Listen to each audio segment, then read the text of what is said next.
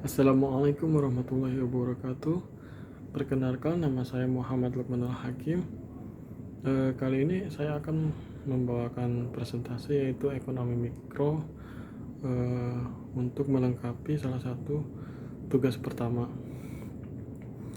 Yang saya akan bahas yaitu materi-materi yang sudah kita bahas sebelumnya. Di antaranya sedikit flashback mengenai ruang lingkup ekonomi mikro, permintaan dan penawaran, elastisitas, 4 kebijakan harga, dan juga pendekatan kardinal, pendekatan ordinal, teori produksi mikro, dan juga konsep biaya produksi. Pada yang pertama ini yaitu akan membahas mengenai ruang lingkup ekonomi mikro. Apa sih yang ekonomi mikro yang harus kita pelajari itu sebenarnya gitu. Ekonomi mikro yang diterapkan termasuk area besar belajar, banyak diantaranya menggambarkan metode dari yang lainnya. Regulasi dan organisasi industri mempelajari topik seperti masuk dan keluar dari firma, inovasi, aturan merek dagang, hukum dan ekonomi menerapkan prinsip-prinsip ekonomi mikro ke pemilihan dan penguatan dari berkompetisi dengan rezim legal dan efisiensi relatifnya. Ekonomi perburuan mempelajari upah, kepegawaian, dan dinamika pasar buruh. Finansial publik juga dikenal dengan ekonomi publik, mempelajari rancangan dari pajak pemerintah dan kebijakan pengeluaran dan efek ekonomi dari kebijakan-kebijakan tersebut. Contohnya saja program asuransi sosial. Ekonomi kesehatan mempelajari organisasi dari sistem kesehatan, termasuk peran dari pegawai kesehatan dan program asuransi kesehatan politik. Ekonomi mempelajari peran dari institusi politik dalam menentukan keluarnya sebuah kebijakan. Ada juga ekonomi kependudukan yang mempelajari tantangan yang dihadapi oleh kota-kota seperti gepeng, polusi air dan udara, kemacetan lalu lintas, dan juga kemiskinan. Itu semua digambarkan dalam geografi kependudukan dan sosiologi.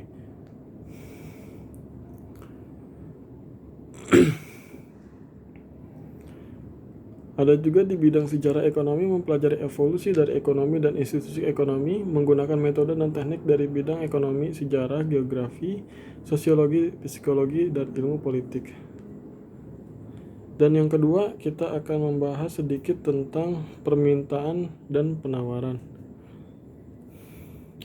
Teori permintaan terhadap suatu barang atau out menerangkan bagaimana seorang atau bahkan banyak konsumen sebagai pembeli untuk meminta sesuatu barang yang tersedia di pasar. Jumlah barang yang diminta oleh konsumen pada dasarnya tergantung kepada tingkat harga barang itu sendiri. Adapun price effect terhadap jumlah barang yang diminta oleh konsumen menunjukkan menghubungkan hubungan negatif yang sekaligus mencerminkan the law of demand. Permintaan barang adalah keinginan konsumen untuk membeli suatu barang pada berbagai tingkat harga selama periode waktu tertentu. Singkatnya, permintaan adalah banyaknya jumlah barang yang diminta pada suatu pasar tertentu dengan tingkat harga tertentu pada tingkat pendapatan tertentu dan dalam periode tertentu. Apa saja sih faktor yang mempengaruhi permintaan? Yaitu ada pertama selera. Apabila selera konsumen terhadap suatu barang dan jasa tinggi, maka akan diikuti dengan jumlah barang dan jasa yang diminta akan mengalami peningkatan. Demikian sebaliknya. Contohnya saja permintaan terhadap telepon genggam. Yang kedua yaitu pendapatan konsumen. Apabila pendapatan konsumen semakin tinggi, akan diikuti daya beli konsumen yang kuat dan mampu untuk membeli barang dan jasa dalam jumlah yang lebih besar. Demikian pun sebaliknya. Harga barang atau jasa pengganti. Konsumen akan cenderung mencari barang atau jasa harganya relatif lebih murah untuk dijadikan alternatif penggunaannya. Contohnya, bila harga tiket pesawat Jakarta-Surabaya sama harganya dengan tiket kereta api, maka konsumen cenderung akan memilih pesawat sebagai alat transportasi. Contoh lainnya yaitu untuk seorang pelajar, bila harga pulpen lebih mahal daripada pensil, maka ia akan cenderung membeli pensil. Walaupun memang kebanyakan mayoritas kebutuhannya sudah pulpen. Dan juga perkiraan harga di masa yang akan datang. Apabila konsumen menduga harga barang akan terus mengalami kenaikan di masa datang, maka konsumen cenderung untuk menambah jumlah barang yang akan dibelinya. Contoh, pada saat krisis ekonomi, ketika konsumen memperkirakan harga-harga sembako esok hari akan melambung tinggi, maka mereka akan memborong sembako tersebut hari ini. Atau seperti misalnya pada saat konsumen mendengar berita desas-desus harga BBM akan naik, maka hampir di semua pom bensin itu mengantri cukup banyak.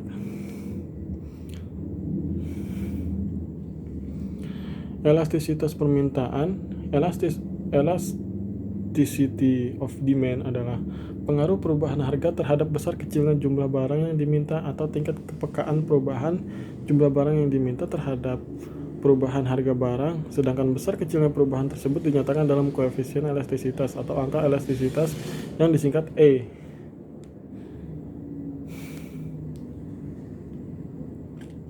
Untuk yang ketiga yaitu elastisitas, kita akan sedikit membahas elastisitas apa saja sih yang saya ketahui gitu.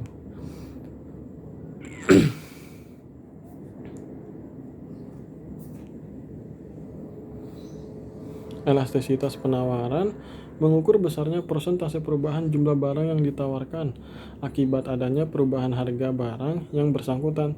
Jika elastisitas permintaan kuantitasnya adalah kuantitas yang diminta dan elastisitas penawaran kuantitasnya adalah kuantitas yang ditawarkan, rumus elastisitas penawaran tersebut adalah atau nomor 1 elastisitas sempurna, yaitu disingkat bisa jadi ES, sama dengan tak terhingga. Penawaran tidak elastisitas sempurna, ES sama dengan 0. Penawaran elastisitas unitro, ES sama dengan 1. Penawaran tidak elastisitas, ES lebih kecil daripada 1. Contoh soalnya mungkin teman-teman sudah lebih paham dari saya, jadi agak saya lewat ya. Lalu selanjutnya kebijakan harga. Kebijakan harga sendiri itu adalah salah satu kebijakan yang sangat mempengaruhi, yaitu keseimbangan pasar.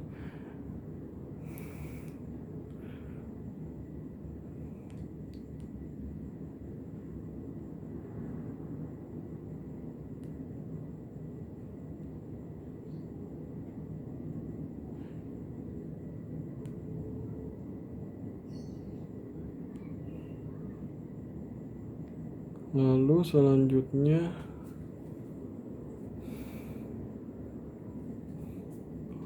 pendekatan kardinal. Akan sedikit mengulas mengenai pendekatan kardinal. Teori perilaku konsumen adalah 1, yaitu fakta bahwa konsumen cenderung untuk membeli lebih banyak pada harga yang lebih rendah dan mengurangi pada saat harga yang lebih tinggi. Konsumen menentukan jumlah dan komposisi dari barang yang akan dibeli dari pendapatan yang diperolehnya. Seperti tadi yang awal kita bicarakan gitu. Ada juga pendekatan kardinal. Manfaat atau kenikmatan yang diperoleh konsumen dapat dinyatakan secara kuantitatif. Artinya, kepuasan konsumsi dapat diukur dengan satuan. Kalau kepuasan itu semakin tinggi, maka makin tinggilah nilai gunanya gitu. Konsumen bersifat rasional sehingga perilakunya dapat dipahami secara logis. Konsumen bertujuan untuk memaksimumkan utilitasnya. Law of diminishing utility. Ketika jumlah suatu barang yang dikonsumsi meningkat, utilitas marginal dari barang tersebut cenderung semakin berkurang. Marginal utility money konstan dan marginal utility barang konsumsi menurun. Hal ini menganut hukum Gosen, law of diminishing utility. Semakin banyak satuan barang yang dikonsumsi, maka semakin kecil tambahannya atau marginal kepuasan yang diperoleh konsumen atau bahkan nol.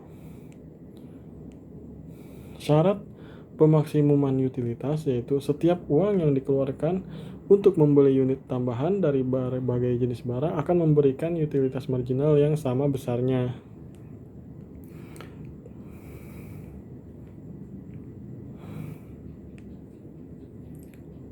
Surplus konsumen.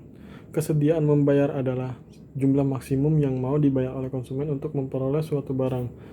Surplus konsumen itu kesediaan konsumen membayar dikurangi jumlah yang sebenarnya dibayarkan konsumen.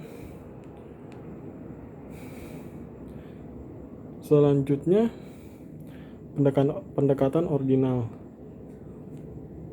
Apa sih pendekatan ordinal itu? Seperti apa sih gitu sebenarnya? Pendekatan ordinal mendasarkan pada asumsi bahwa kepuasan tidak bisa kuantitatifkan dan antara satu konsumen dengan konsumen yang lainnya akan mempunyai tingkat kepuasan yang berbeda dalam mengkonsumsi barang dalam jumlah dan jenis yang sama. Oleh karena itu, kemudian muncul pendekatan ordinal yang menunjukkan tingkat kepuasan mengkonsumsi barang dalam model kurva kepuasan sama. Pendekatan ordinal asumsinya seperti ini. Konsumen rasional memaksimalkan utility dengan pendapatan pada harga pasar tertentu dan konsumen dianggap mempunyai pengetahuan sempurna mengenai informasi pasar. Utility bersifat ordinal artinya konsumen cukup memberikan ranking atau peringkat kombinasi mana saja yang ia sukai. Konsumen lebih menyukai yang lebih banyak dibandingkan lebih sedikit. Artinya, semakin banyak barang yang dikonsumsi menunjukkan semakin tingginya tingkat kepuasan yang dimilikinya. Selanjutnya yaitu teori produksi. Teori produksi kita bahas sedikit jangka pendek ya. Teori produksi jangka pendek. Fungsi produksi suatu persamaan yang menunjukkan hubungan ketergantungan atau fungsional antara tingkat input yang digunakan dalam proses produksi dan tingkat outputnya yang dihasilkan.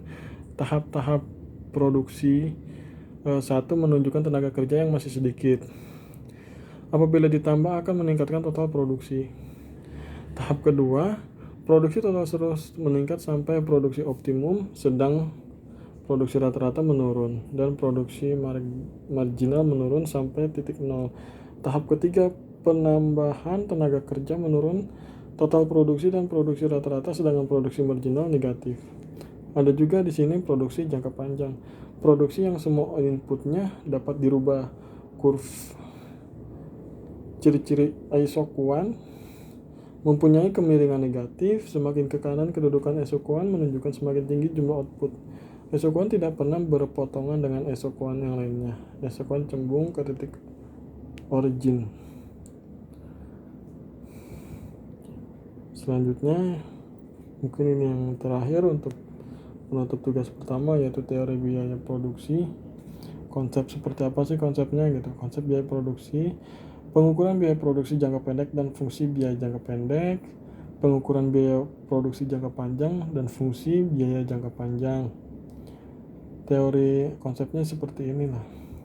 Semua pengeluaran yang dilakukan oleh perusahaan untuk memperoleh faktor-faktor produksi dan bahan-bahan mentah yang akan digunakan untuk menciptakan barang-barang yang diproduksikan perusahaan tersebut.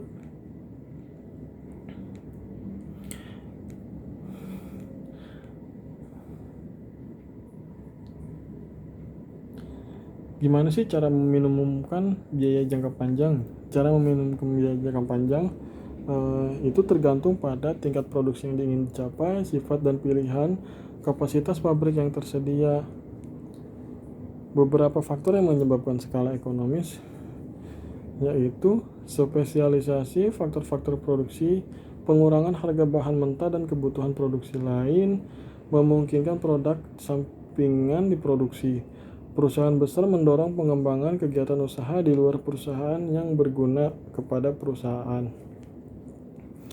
Mungkin cukup sekian untuk tugas pertama dari saya. Kurang dan lebihnya mohon maaf. Itu karena kekurangan saya pribadi gitu. Akhir kata, wabillahi taufiq wal hidayah. Wassalamualaikum warahmatullahi wabarakatuh. Selamat malam. Terima kasih.